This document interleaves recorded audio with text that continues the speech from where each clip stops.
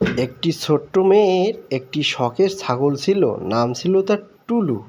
এই নে টুলু, খাবারগুলো খেয়ে নে। খাবার দিয়ে মেয়েটি চলে গেল। মেয়েটার বন্ধু আসলো, তার সাথে তোর খেলা মালিক করবে বলে। কই? তাকে তো কোথাও দেখছি না। আর তুই তো সান্ডায় গন্ডায় ভালোই খাচ্ছিস, আর খেয়ে দিয়ে তো ভালোই স্বাস্থ্য বানিয়েছিস। তোর মালিকটা কই? কোথায় গেল? আমি এখানে।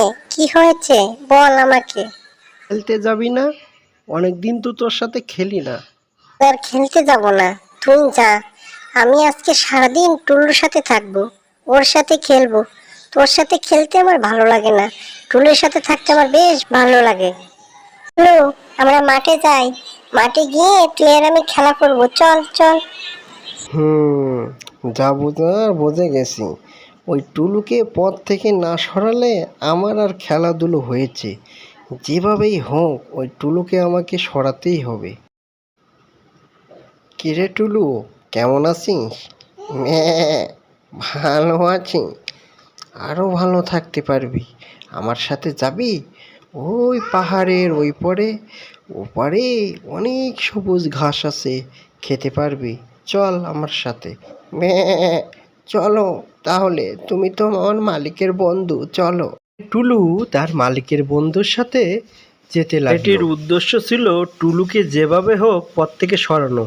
এই কারণে ছেলেটি টুলুকে নিয়ে চলে গেল খড়আলার বাড়িতে। সেখানে গিয়ে বলল, শিয়াল ভাই, একটা ছাগল এনেছি। এটাকে তুমি খোয়ারে ভরে রাখো, এই জন্য অন্যের ফসল আর খেতে না পারে। এজন্যই ধরে নিয়ে আসলাম। ছাগলটাকে নিয়ে খোয়ারের ভেতরে বন্ধ করে রেখে দিল। এবার হয়েছে, এবার আমি একাই খেলবো। এই রে, এখন টুলুর কথা জিজ্ঞেস করলে আমি ওকে কি বলবো?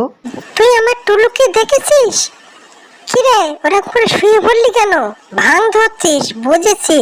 তুই আমার টুলুকে কিছু করেছিস, বল। আমি তো টুলুকে খড়বাড়ি দিয়ে এসেছি রে। মেয়েটি খুব রেগে গেল এবং বলল, তোর সাথে বন্ধুত্ব আমার আজকের জন্য শেষ। তুই আমার টুলুকে খোয়ারে দিয়ে এসেছিস শুধু আমার সাথে খেলবি বলে?